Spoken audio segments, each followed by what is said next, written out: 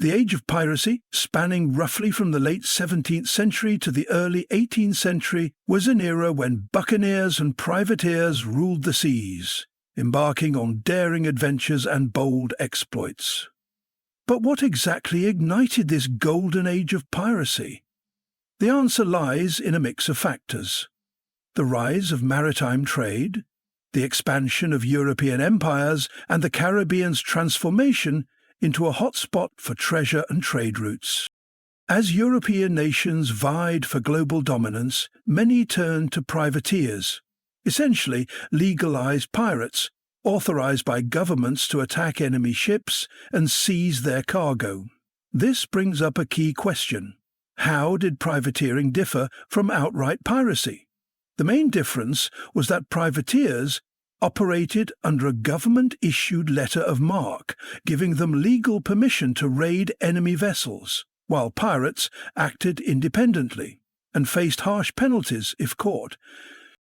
Among the famous figures of this era was Sir Henry Morgan, a Welsh privateer renowned for his raids on Spanish settlements in the Caribbean.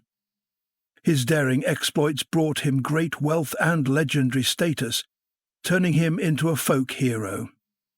Morgan's success was largely due to his charismatic leadership and ability to rally diverse crews, many of whom sought fortune and adventure. Stories of his exploits fueled the romanticized image of pirates in popular culture, an image that still captivates us today. Another intriguing aspect of this period was the complex relationship pirates had with local communities, especially in pirate havens like Tortuga and Port Royal. These ports offered pirates places to rest, resupply, and spend their loot. While some locals welcomed the wealth and trade pirates brought, others feared their unpredictable nature, highlighting the complicated legacy of piracy where heroes and villains often blurred. The infamous Jolly Roger flag, recognized worldwide today, also emerged during this age. Its purpose was psychological, to strike fear into the hearts of victims and make surrender more likely. This golden age grew from a complex mix of historical, economic, and social factors. The expansion of European colonial empires like England, Spain, France, and the Netherlands fueled lucrative trade routes, rich in resources such as sugar, tobacco, and precious metals. These riches attracted both legitimate traders and those eager to plunder. Additionally, the end of conflicts like the War of Spanish Succession left many sailors unemployed. Desperate for work, some turned to piracy for survival, chasing fortunes on the high seas. Governments often tolerated or even supported privateering during wartime, blurring the lines between legal and illegal activities. The Caribbean's geography, a maze of islands and hidden coves, provided perfect hideouts for pirates, making it difficult for naval forces to capture them. Bustling ports like Port Royal became notorious pirate hubs, fostering a rebellious pirate culture that rejected rigid social hierarchies and embraced freedom and adventure. Advancements in maritime technology, such as faster ships and better navigation tools, allowed pirates to execute hit-and-run attacks with increased efficiency. The promise of wealth and the allure of a thrilling life at sea attracted many, including some women, creating a dangerous but fascinating subculture that left a lasting mark on maritime history. The rise of piracy was also tied to the era's great explorers and geopolitical shifts. Figures like Prince Henry the Navigator, who advanced navigation and exploration in the 15th century, and Christopher Columbus, whose voyages opened the Americas to European colonization, set the stage for increased maritime activity and piracy. English privateer Sir Francis Drake further shaped the era with his global circumnavigation and raids on Spanish ships, legitimizing privateering as a profitable venture and inspiring others to take to the seas. Meanwhile, powerful trading companies like the Dutch East India Company fueled naval conflicts over trade routes, often engaging in acts that bordered on piracy. The intense rivalry between European powers in the 17th century, especially Spain, England, France and the Netherlands, created a volatile environment where piracy thrived. The Spanish Empire's focus on extracting wealth from its American colonies, combined with its weakening navy, opened opportunities for buccaneers, former hunters and traders, to attack Spanish ships and settlements. Treaties like the 1648 Treaty of Westphalia shifted European focus towards colonial expansion, fragmenting authority and allowing pirates and privateers to exploit lawless regions. The Caribbean became a breeding ground for buccaneers, often tacitly supported by rival powers who saw them as useful tools against Spain. In short, the age of piracy was a unique blend of economic opportunity, political rivalry, technological advances, and human ambition. It created a vibrant, rebellious culture on the seas, one that continues to capture our imagination centuries later. The Age of Piracy, often called the Golden Age of Piracy, spanned roughly from the late 17th century to the early 18th century. During this period, buccaneers and privateers ruled the seas, engaging in daring exploits and high-seas adventures. Several factors combined to create the perfect environment for piracy to flourish: the rapid expansion of European empires, the rise of maritime trade, the Caribbean's role as a hotspot for treasure and trade routes. European nations fiercely competed for dominance in these lucrative waters.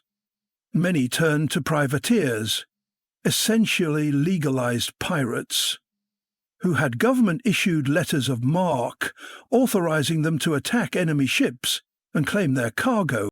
Privateering differed from outright piracy in one crucial way. Privateers operated under official government sanction, while pirates acted independently and illegally, often facing severe punishment if caught. One of the most famous privateers was Sir Henry Morgan, notorious for his raids on Spanish Caribbean settlements.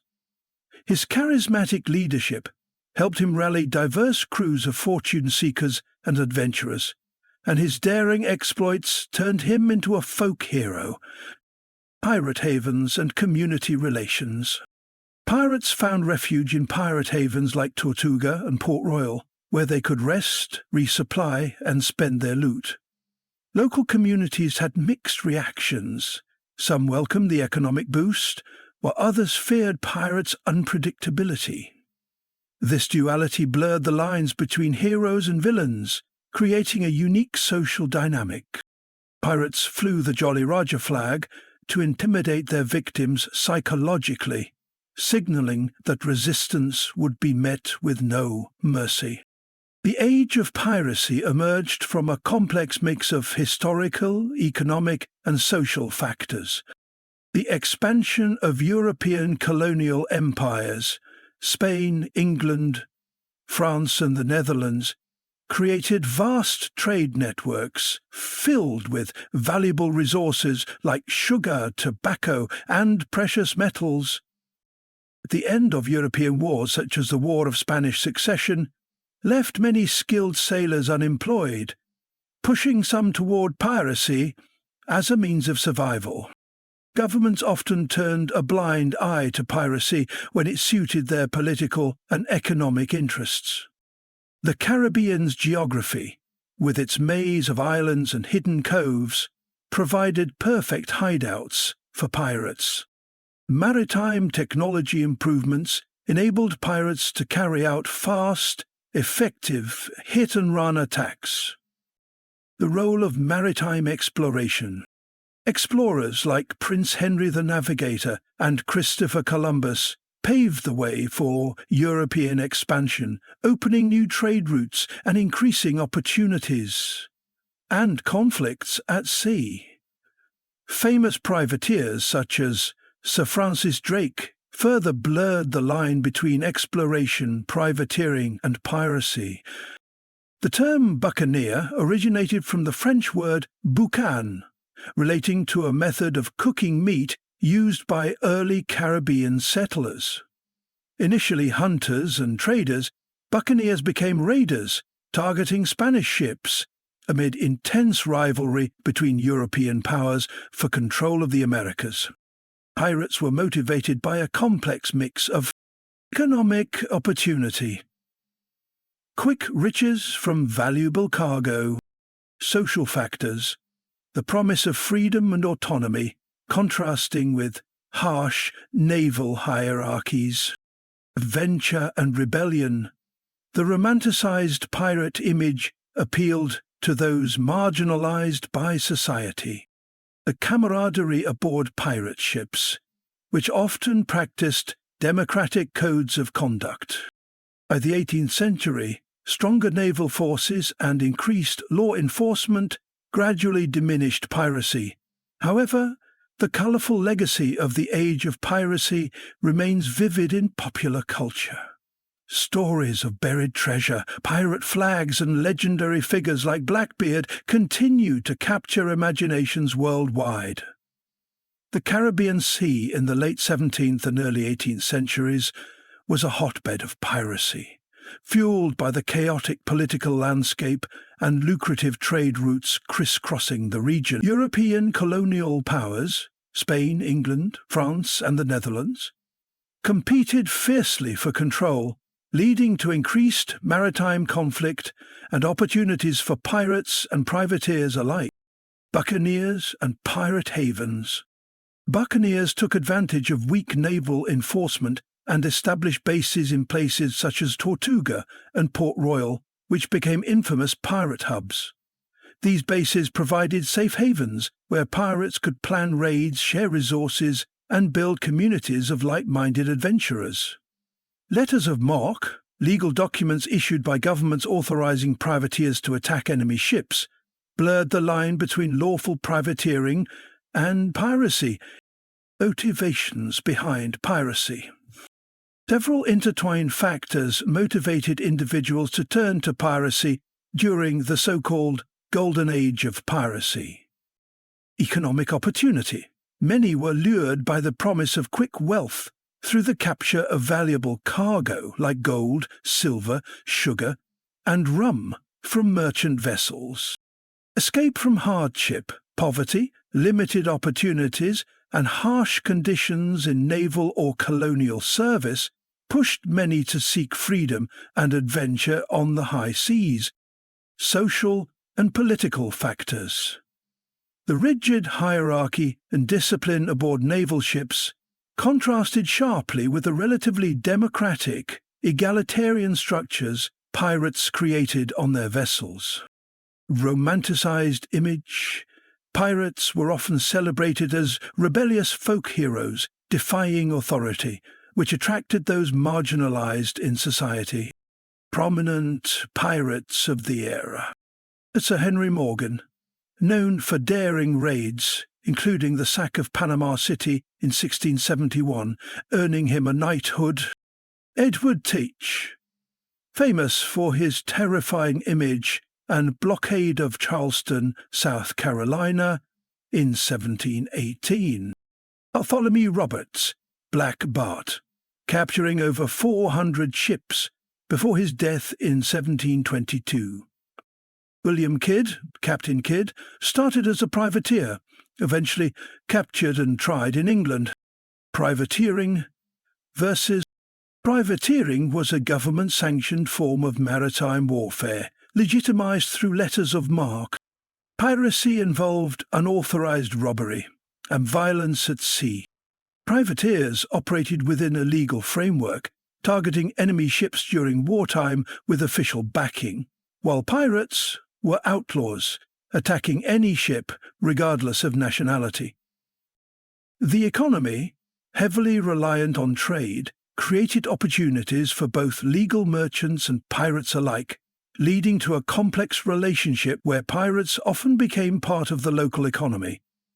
Additionally, the colonial powers' constant need for naval manpower led to an increase in piracy. Many sailors, disillusioned by harsh conditions on naval ships or limited pay offered by colonial powers, found a more lucrative and adventurous life in piracy. The allure of wealth, freedom, and adventure drew many into piracy as they sought to escape the rigid hierarchies of colonial society. In this tumultuous context, piracy became a significant threat to colonial trade, prompting various European powers to take measures against it. The late 17th century was a time when the Caribbean Sea, with its lush islands and rich trade routes, became a playground for some of the most notorious buccaneers who roamed the waters in search of treasure and adventure. Among them was Sir Henry Morgan, a Welshman known for his daring raids on Spanish settlements, particularly in Panama. Morgan's exploits included the notorious sack of Panama City in 1671, where he led a well-planned attack, capturing the city and plundering it for gold and silver. His success earned him a knighthood from the English crown, as well as a notorious reputation that would last for generations. Another infamous figure was Edward Teach, better known as Blackbeard, who became a legend in his own time. Blackbeard was known for his fearsome appearance, often tying slow-burning fuses into his beard to create a terrifying image of smoke and fire. His flagship, the Queen Anne's Revenge, was formidable, and he used it to blockade the port of Charleston, South Carolina, in 1718, demanding ransom for the ships he held captive. Blackbeard's violent end came later that year, when he was killed in a fierce battle with British naval forces. But his legend only grew following his death. Bartholomew Roberts, known as Black Bart Roberts, was one of the most successful pirates of the Golden Age, capturing over 400 ships during his career. A Welshman turned pirate after being captured by pirates himself in 1719, Roberts' daring raids took him from the Caribbean to the coast of West Africa, targeting merchant ships. His charismatic leadership and strategic planning made him a feared adversary. His reign of terror ended in 1722, when he was killed in a battle with the Royal Navy, but not before cementing his place in the annals of piracy. William Kidd, also known as Captain Kidd, began his career as a privateer, capturing ships in the name of the British Crown. However, he eventually turned to piracy, which led to his downfall. Kidd's most famous exploit was the capture of the Quish merchant ship laden with treasure in 1698. This act turned public opinion against him, and he was captured and brought to trial in England. While privateering is often confused with traditional piracy, there were distinct differences primarily rooted in legal and operational frameworks. Traditional piracy was characterized by acts of robbery at sea, committed by individuals or crews operating outside the law, targeting ships regardless of nationality, often leading to violent confrontations. In contrast, privateering was a sanctioned form of maritime warfare, where governments issued letters of marque, allowing private ship owners to capture enemy vessels during times of war. This legal endorsement transformed privateers into semi-official agents of their governments, providing a sort of legitimacy that pirates lacked. The letters of marque acted as government authorization, meaning privateers were not merely thieves but engaged in legal wartime actions, provided they adhered to rules outlined in these letters. These instructions often detailed which enemy ships were fair game, and sometimes outlined ethical codes privateers were expected to follow, distinguishing them from the indiscriminate violence associated with piracy. This legal backing not only protected privateers from prosecution, but also allowed governments to conduct warfare at sea without maintaining large fleets, effectively outsourcing naval power to private citizens.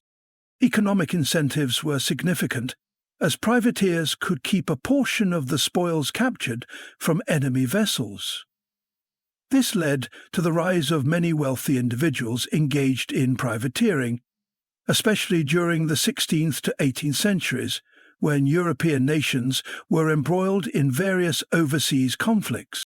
The legal frameworks supporting privateering were established through international maritime law and treaties, recognizing the practice as a legitimate form of warfare. For instance, the Treaty of Paris in 1856 aimed to limit privateering, marking early efforts to define its legal standing. Although it came into effect after the height of privateering had passed, the decline of privateering coincided with the rise of national navies, which took on roles previously filled by privateers. This shift led to the eventual outlawing of privateering in many places as nations sought tighter control over naval engagements and to eliminate blurred lines between state-sanctioned actions and outright piracy. Pirates employed a variety of clever tactics to capture merchant ships and evade naval forces. Pirates favored small, fast ships like sloops and brigantines for quick maneuvers. These vessels allowed pirates to chase down slower merchant ships or escape swiftly from naval pursuers. Pirates used hidden coves and shallow areas inaccessible to larger naval ships to evade capture. Pirates cultivated a fearsome reputation to intimidate merchant crews, often firing warning shots or displaying cannons to encourage surrender without a fight. Pirates used ruses like false distress signals to lure ships into traps, exploiting the goodwill of sailors to launch surprise attacks. Spies and informants provided vital information on ship routes, cargo, and naval movements, allowing pirates to plan ambushes carefully. Evolution of pirate portrayal. During the golden age of piracy, late 17th to early 18th century, public perception of pirates transformed dramatically. Pirates were seen as ruthless criminals, villains who terrorized merchant ships and coastal towns. Sensationalized accounts of figures like Blackbeard emphasized brutality and greed. Over time, literature and folklore recast pirates as daring adventurers and rebels living by their own codes.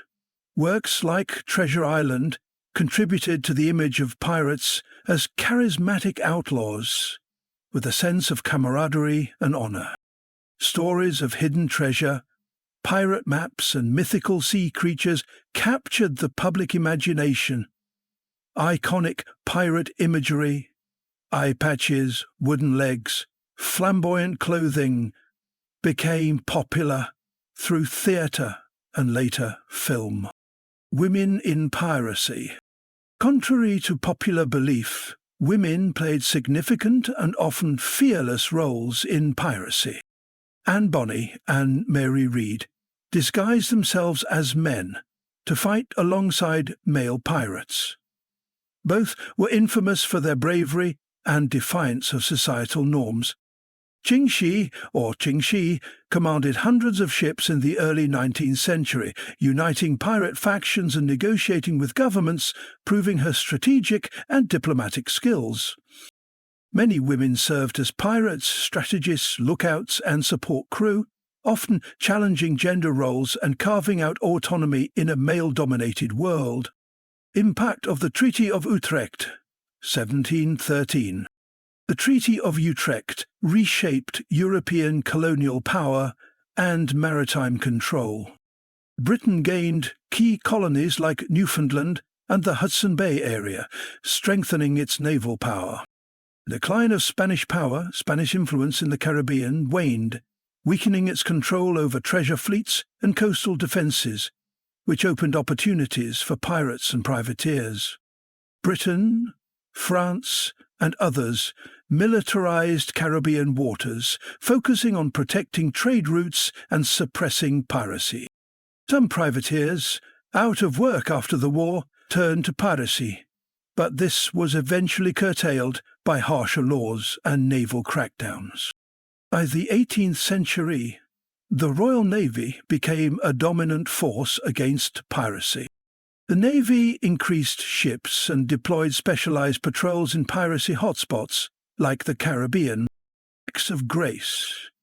Offering pardons encouraged pirates to surrender, reducing pirate numbers. Targeting pirate havens. Raids on bases such as Tortuga and Port Royal dismantled pirate infrastructure. The Royal Navy engaged pirates in fierce battles, showcasing superior training and tactics. Increased naval power, legal reforms, and political shifts gradually ended the era of widespread piracy.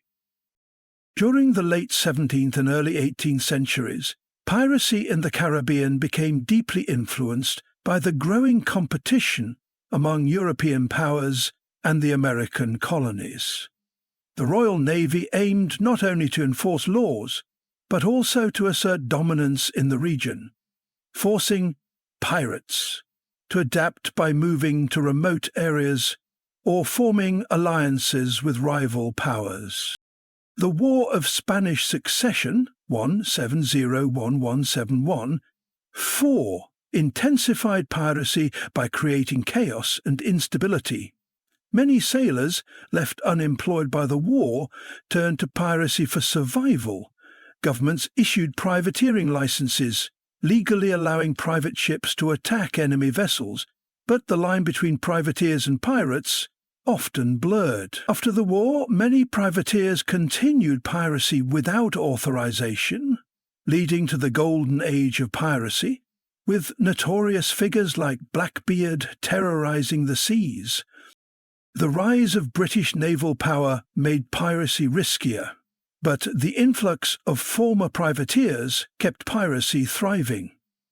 Pirates often allied with indigenous peoples, trading goods and sharing knowledge, which helped both groups resist European colonial powers. These alliances sometimes extended to joint raids against common enemies, blending cultures and tactics. Economic factors also fueled piracy. The expansion of global trade made merchant ships tempting targets, while European wars left naval forces stretched thin, reducing protection for merchant vessels. Pirate havens like Nassau in the Bahamas provided safe bases, supported by local corruption and communities benefiting from pirate wealth. Privateering played a complex role. Letters of marque legally authorized privateers to attack enemy ships, allowing governments to extend naval power without large fleets. However, the line between privateering and piracy was often blurred, as some privateers attacked neutral or friendly ships, acting beyond their authority. In summary, piracy thrived due to war, economic opportunity, weakened naval enforcement, and complex alliances, shaping a tumultuous and dynamic period in Caribbean history. Governments issued letters of marque to authorize privateers to attack enemy ships legally. However, this practice blurred the line between patriotism and personal gain, as individuals often used it to justify their own ambition. The profit-driven nature of privateering raised ethical questions about war and commerce. By the 19th century, with evolving international law and treaties like the 1856 Declaration of Paris, privateering and letters of marque declined and were eventually abolished. Pirates' Code. During the golden age of piracy, late 17th to early 18th century, pirate crews followed their own codes, known as Articles of Agreement. These codes established rules for behaviour, discipline and fair division of loot, fostering order and equality among often lawless crews. They included shared wealth distribution, penalties for theft within the crew, and compensation for injured pirates, encouraging loyalty and cooperation. Treasure hunting and pirate legends. Pirates were known for capturing valuable cargo like gold, silver and spices. The idea of buried treasure, popularized by tales of pirates like Captain William Kidd, became a lasting myth.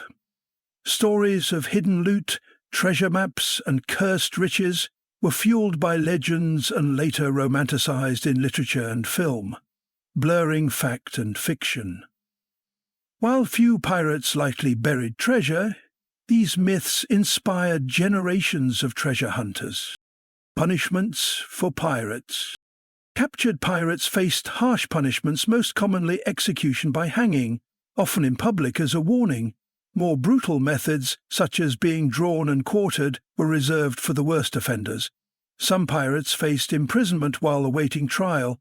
Occasionally, lesser pirates were offered clemency if they agreed to become privateers, switching sides to serve a nation instead of opposing it. Pirates faced harsh penalties like flogging, public whipping, and forced labor in chains on naval ships as punishment and deterrence.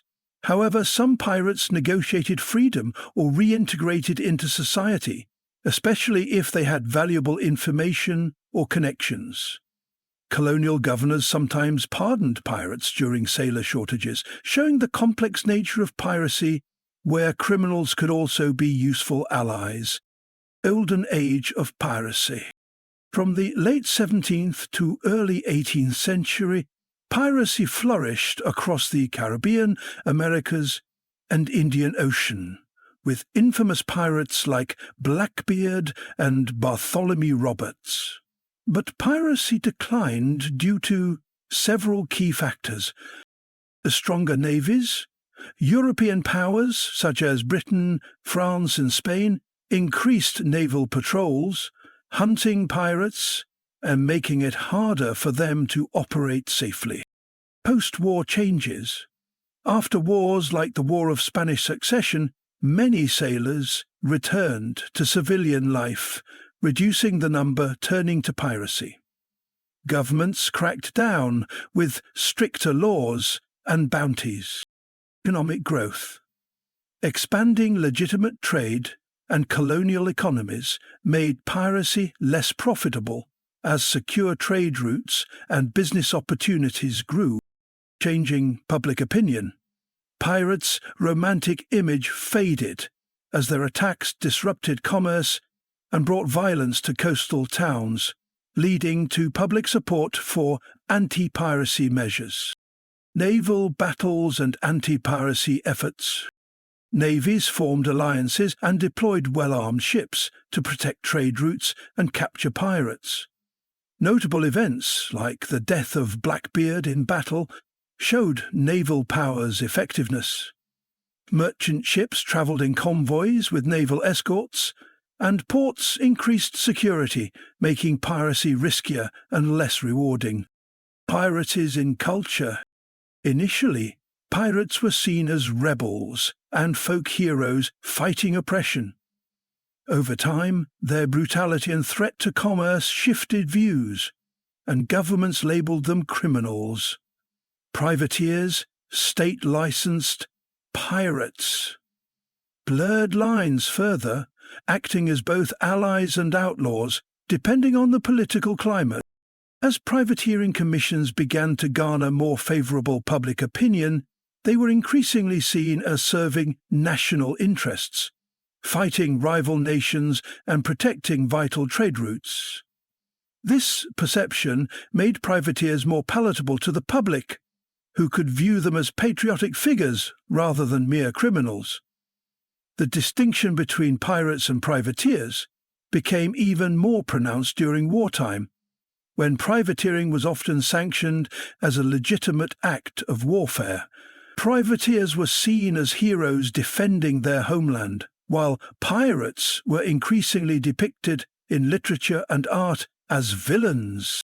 This duality in perception was fueled by the media of the time, which often sensationalized pirate exploits while downplaying the moral ambiguities of privateering.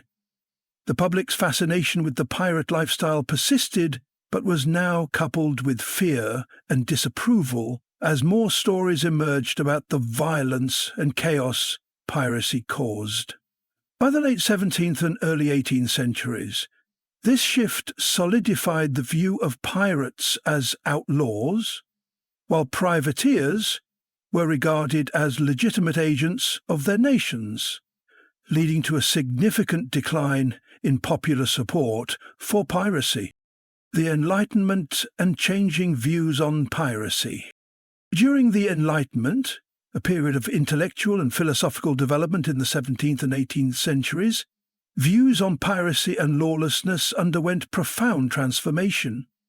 Before this era, piracy was often romanticized as a daring and adventurous pursuit, with pirates celebrated in popular culture and folklore as noble rogues defying oppressive governments. However, Enlightenment thinkers such as John Locke, Jean-Jacques Rousseau and Montesquieu emphasized concepts like individual rights, social contracts and the rule of law, dramatically altering perceptions of piracy.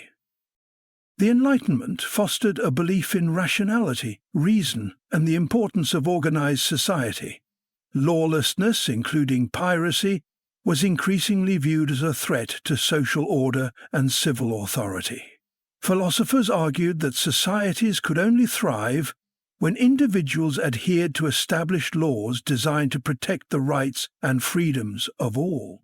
As a result, piracy was seen as a threat to commerce, state sovereignty, and the very fabric of civilization. Enlightenment thinkers advocated legal frameworks to punish piracy and address the underlying social and economic causes that led individuals to piracy. This focus led to stronger naval powers, international cooperation, and legal measures to combat piracy effectively. Many nations enacted maritime laws codifying piracy crimes, establishing clear definitions and consequences. These reforms aimed to protect national interests and individual rights, increasingly criminalizing piracy and treating pirates as outlaws rather than romantic figures. The period also saw the rise of the social contract theory, which posited that individuals surrender some freedoms in exchange for protection by the state. Pirates violated this contract by refusing to abide by laws and social norms, further marginalizing their status. The writings of thinkers like Thomas Hobbes, who argued that life without governance would be solitary, poor, nasty, brutish, and short, reinforced the idea that lawlessness threatens civilization. The rise of modern nation-states and naval power. Beginning in the late 15th century and continuing into the early modern period, the rise of modern nation-states significantly influenced the decline of piracy, which had thrived in turbulent waters like the Caribbean and Mediterranean. As nations consolidated power, established clearer borders, and developed centralized governments, piracy became increasingly untenable.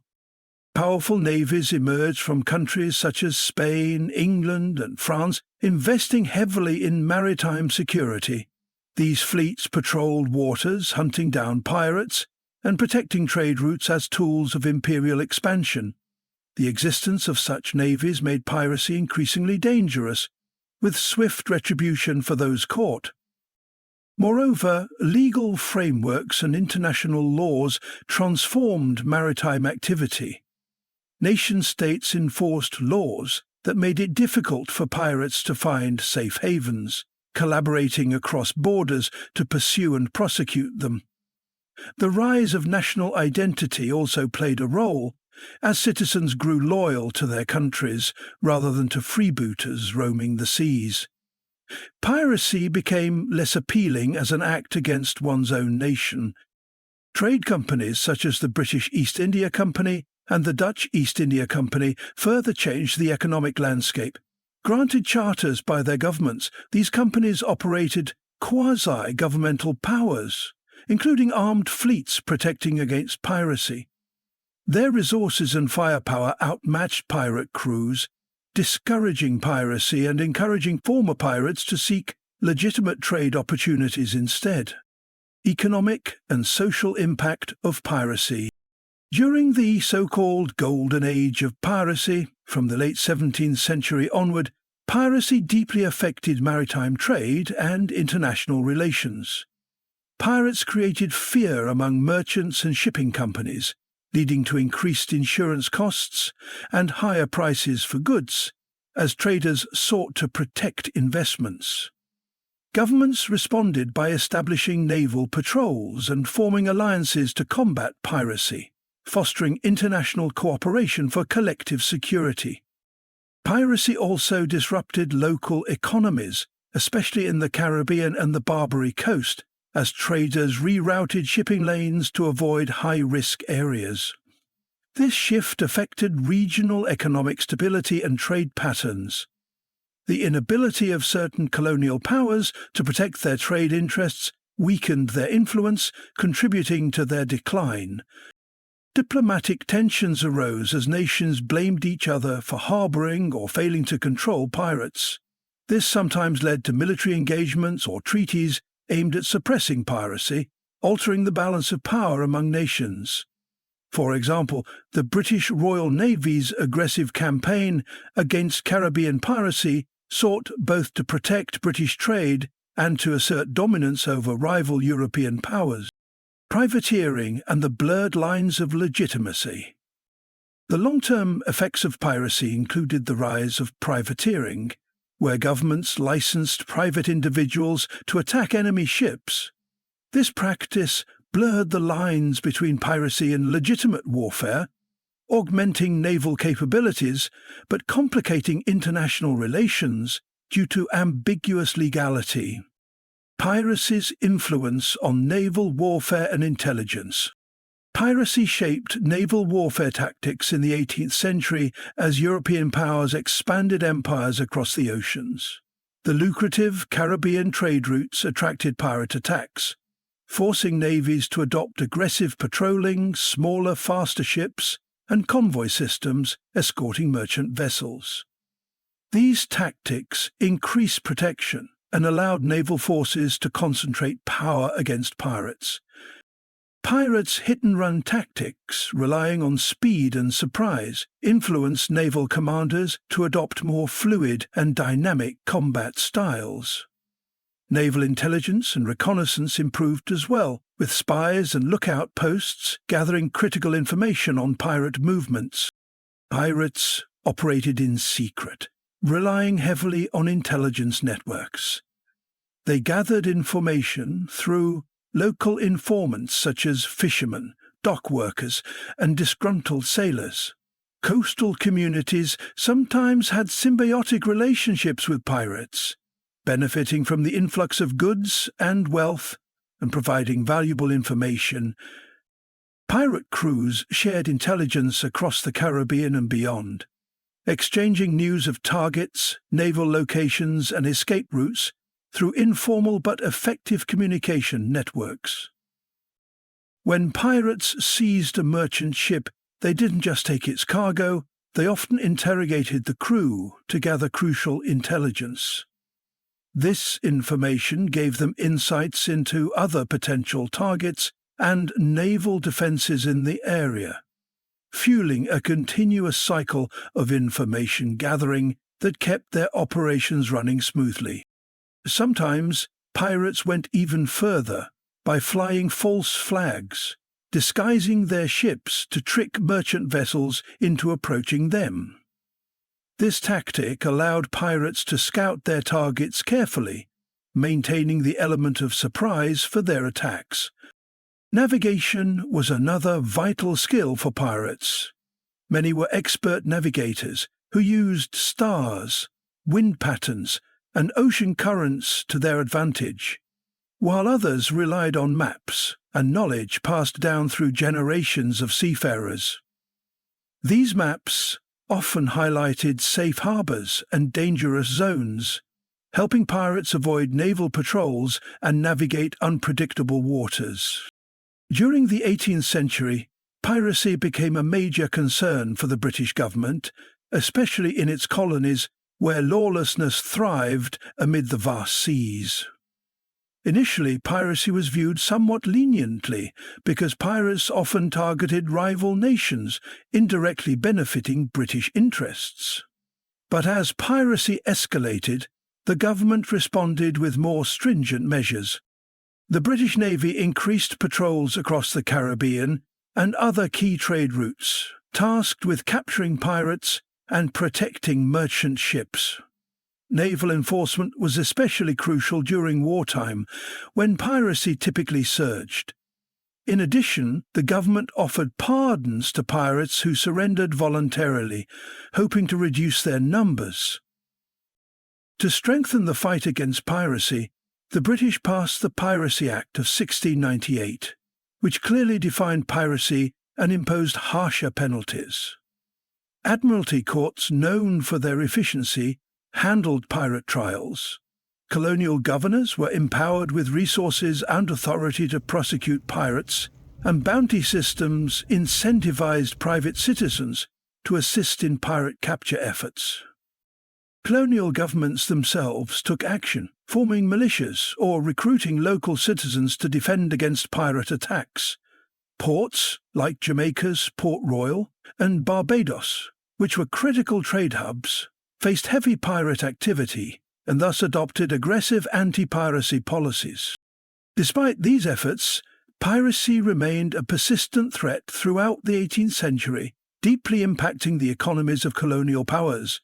Pirate attacks disrupted trade, causing insurance rates to soar and raising the prices of goods. Merchants and plantation owners struggled as profits became unstable, and governments diverted funds from public projects to naval defense. Interestingly, some pirate havens thrived economically, creating a paradox where piracy simultaneously fostered and destabilized local economies. Places like Port Royal became bustling centers of commerce, fueled by the influx of pirate loot spent in local taverns and markets. However, this economic boost came at the cost of lawlessness and violence, deterring legitimate trade over time. The British government's complex relationship with pirates sometimes led to former pirates becoming privateers, legitimized to attack enemy ships during wartime under government sanction. Piracy's legacy stretches far beyond its golden age in the late 17th and early 18th centuries. It profoundly influenced modern maritime law and international cooperation. The United Nations Convention on the Law of the Sea, 1982, embodies this legacy, recognizing piracy as a global concern that requires collective enforcement. Joint naval operations, such as those led by NATO and the European Union, protect shipping lanes and ensure safe passage today, especially in piracy hotspots like the Horn of Africa. Despite conflict, panic, and hope, yet popular culture often romanticizes piracy, portraying pirates as charming rebels living adventurous lives. Think of Captain Jack Sparrow from Pirates of the Caribbean. This image contrasts sharply with historical reality, where piracy was brutal, dangerous, and driven by economic desperation, political conflict, and survival. Real pirates came from diverse backgrounds, including women like Anne Bonny and Mary Read, who defied societal norms to fight alongside men. Their lives were marked by harsh conditions, violence, and a strict but often treacherous code of conduct. The iconic pirate symbols, the skull and crossbones flag, parrots on shoulders, and chests of gold, are mostly myths crafted by storytelling and popular media. Pirates used many different flags, frequently changing them to deceive enemies, and their loot usually consisted of everyday goods shared among the crew rather than hoarded treasures. Ultimately, piracy was a complex social and economic phenomenon, leaving a lasting impact on maritime law, colonial history, and cultural imagination. A combination of factors contributed to the rise of piracy during this era: economic hardship, social unrest, and the irresistible allure of adventure. The Caribbean was a bustling hub for trade, with countless merchant ships sailing its waters, making it an irresistible target for those seeking wealth and fortune. Many pirates were actually former sailors, who had endured harsh conditions, low wages, and brutal treatment under naval and merchant superiors. For them, piracy wasn't just rebellion, it was a viable alternative to a harsh life of servitude. Interestingly, pirate ships often operated quite differently from traditional naval vessels. Pirates embraced a surprisingly democratic approach. Captains were elected by the crew, and major decisions were made collectively. This was highly unusual at a time when naval ships followed strict hierarchies. Each pirate crew usually had its own code of conduct, known as the Pirate Code, which set rules for dividing loot, treating fellow pirates, and maintaining order during raids. Take the infamous Blackbeard, for example. He was feared for his intimidating presence and clever tactics, but he also earned respect by sharing the spoils of plunder equally with his crew. Contrary to popular myth, life as a pirate was far from glamorous. It was dangerous, unpredictable, and brutal. Pirates constantly faced threats from naval forces, rival crews, disease, and shipwreck. Many pirates met early deaths in battle or from illness like scurvy. Despite seeking adventure, they endured cramped quarters, limited food, and harsh living conditions. Being a pirate required real skill, not just in fighting but also in sailing and navigation. Their survival depended on their ability to maneuver swiftly and outsmart enemies. One of the most enduring pirate myths is about buried treasure. While some pirates did bury loot, it was far less common than stories suggest. Most of the time, treasure was quickly spent or divided among the crew, rather than hidden away.